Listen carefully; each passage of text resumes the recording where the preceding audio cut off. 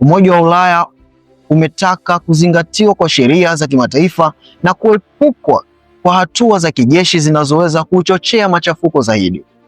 Nchi kadhaa za Amerika ya Kusini zimetoa wito wa mazungumzo ya kidiplomasia na kuheshimiwa kwa uhuru wa taifa. Lakini upande wa uchambuzi wa kijiopolitiki, kinachoendelea Venezuela si tukio la kawaida.